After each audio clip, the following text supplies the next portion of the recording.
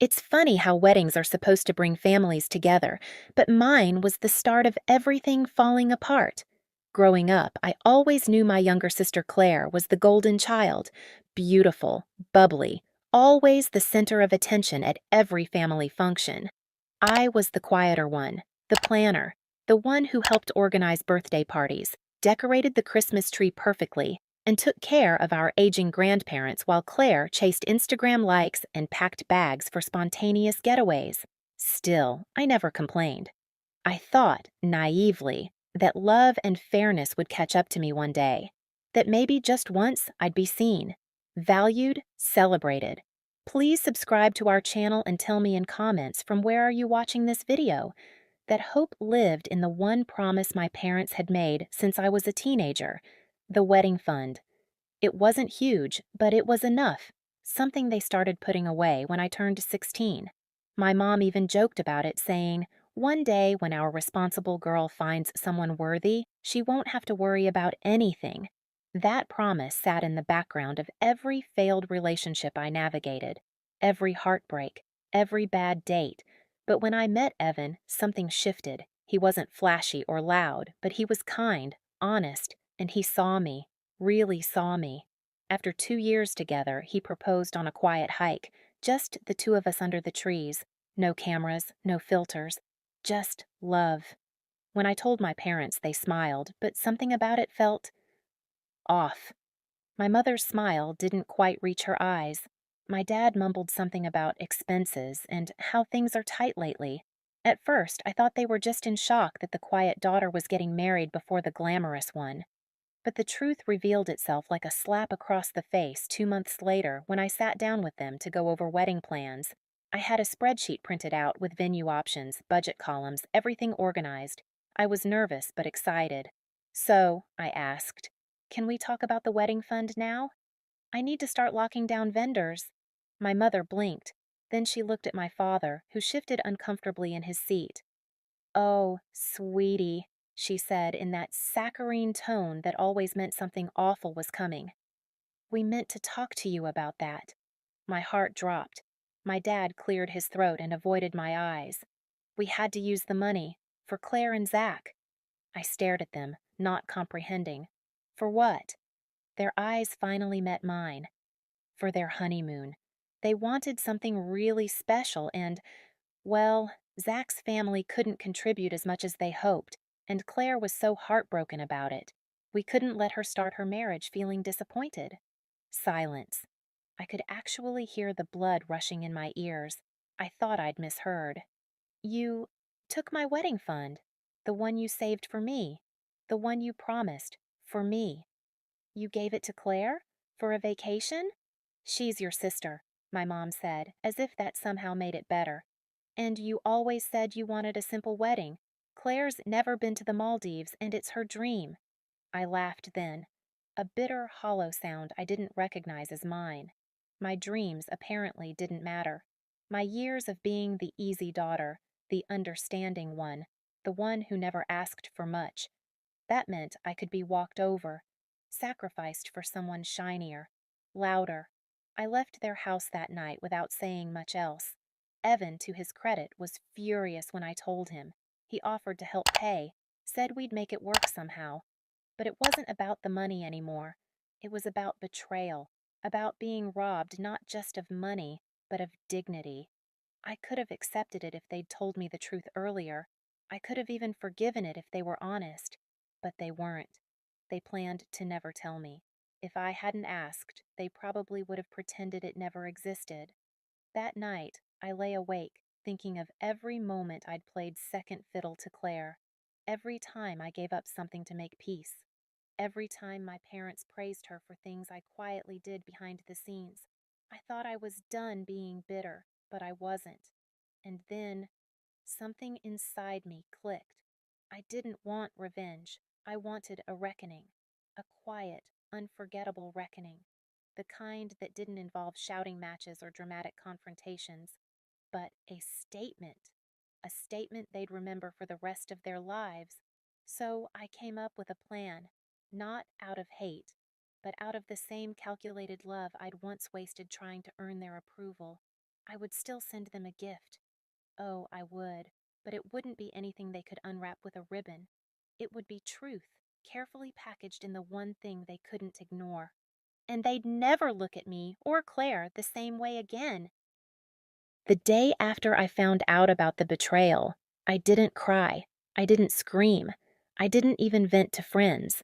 I simply sat in silence with a cup of tea and stared out the window, letting the weight of the realization settle into my bones. My wedding, this symbolic celebration of love and family, had already been tainted by the people who were supposed to cherish me most. But something about that calm helped me see things clearly. For the first time, I wasn't trying to protect anyone's feelings. I wasn't trying to be the peacemaker.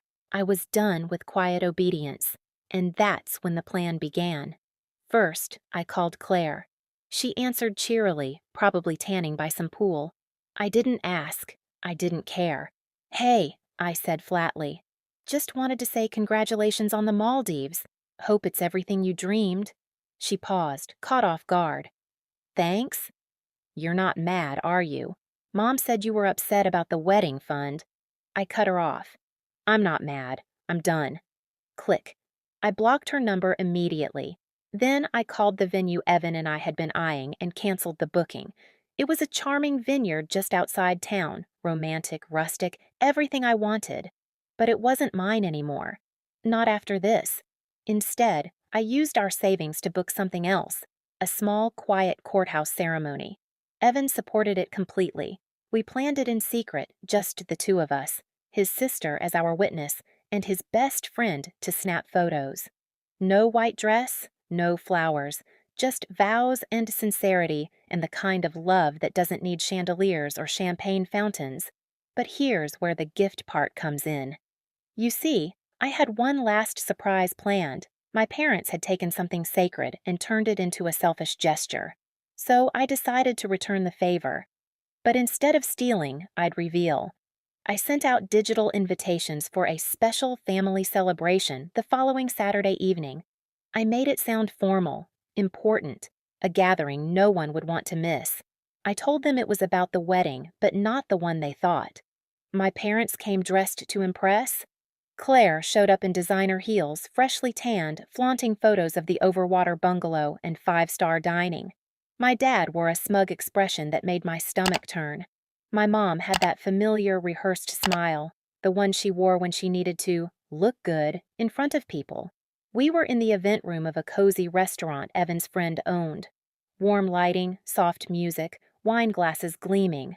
They thought it was a pre-wedding announcement or some kind of apology dinner, maybe even a peace offering. It wasn't. When everyone had gathered and glasses were filled, I stepped to the front of the room. Evan stood beside me, hand in mine, calm and strong. "Thank you all for coming," I began. "I know this invitation was last minute and a little vague, but I promise this night is important." Claire grinned, clearly assuming the spotlight was hers again. I took a deep breath. Then I clicked a button, and the projector behind me lit up. The first image was of Evan and me, standing in front of the courthouse. Married, smiling, free. Gasps. My mom covered her mouth. My dad's jaw clenched. "We got married 3 days ago," I said plainly. "We didn't tell anyone because, frankly, not everyone deserved to be part of it." Silence. "Now, I know you might be surprised," I continued. "But here's what I want to say, and what you all deserve to hear." The next slide appeared. It was an Excel sheet, my wedding budget, the fund my parents had supposedly been saving. And then, screenshots of transactions from their account, money wired to Claire and Zach for their trip. Evan had done some digging. We had proof. "This," I said, "was stolen from me." A promise broken. Not just money, but trust, respect. And for what? So someone else could take a vacation? Claire's face paled. My dad stood up, about to protest, but I raised a hand. "I'm not here to fight. I'm not here to ask for sympathy. I just wanted you to see what you lost." Then I played a video. It was from the courthouse. Me and Evan reading our vows. Simple, honest, tears in our eyes. Promises made without fanfare. When it ended, I smiled. This is what love looks like. And this night, is not about revenge. It's closure. I walked down the steps and handed my parents a small box. Inside were photos of me as a child.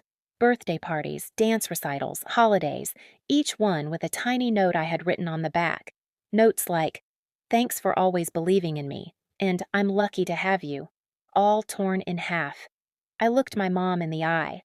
"I gave you all of me for years. I don't hate you, but I've stopped needing you." And I left. We moved a few months later. Evan got a new job offer and we took it. A fresh start. No phone calls from Claire, no emails from my mom. Just peace. And yet, every year on our anniversary, I get a letter from my father. Sometimes it's just, "I'm sorry." Other times it's longer. Full of memories, regret, attempts at reconnection. I haven't answered any of them, because some gifts, once given, can't be returned. And some lessons need to hurt.